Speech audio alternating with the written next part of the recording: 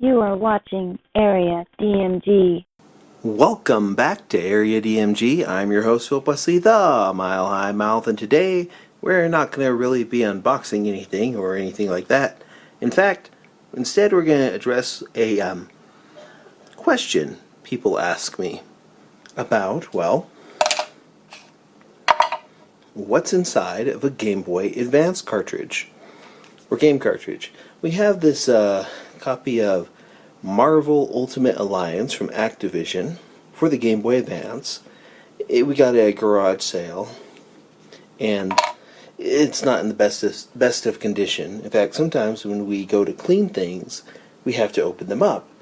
What you're going to want is a tri-hex screwdriver. It has a little head that looks a little bit like a Y. That's the one I have. And you're going to want to, well, there's just this little screw right here. And what we're going to do is we're going to go ahead and open this up. You know, lefty loosey, righty tighty. And demonstrate what's in it. Oh, since we don't want to lose the screw, we're going to put the lens cap from this camera as our little tray for it. See, after you just take that out, and then just kind of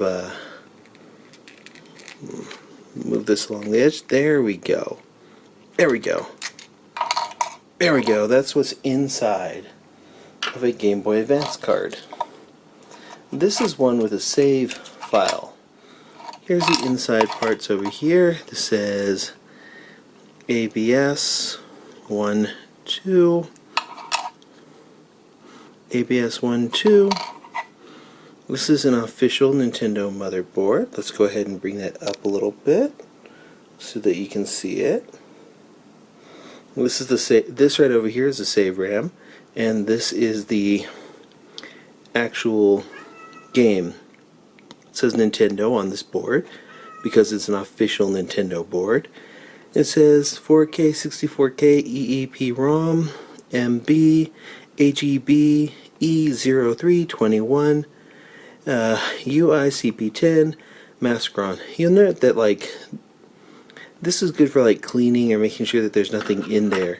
On some things, like for example, well, you don't really see this too much with some games, but there are some where you may need to replace a battery save or whatnot. But yeah, that's how you access and get to the inside of a Game Boy Advance game card. So here's the back of it. If we put it like this, maybe if we pause a little bit, you'll be able to read what it says here. It says GB 4ME-0 AGB B4ME 012. Yep, that matches up here. BAME B4ME, B4ME 012. And pretty much just that's what's inside of a Game Boy Advanced game cartridge. Move that a little bit more into the light so you can see it.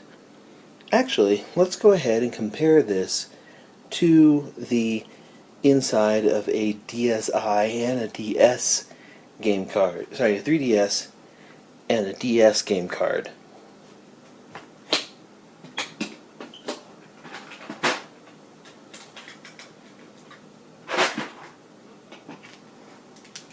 Okay, we've got some of these over here.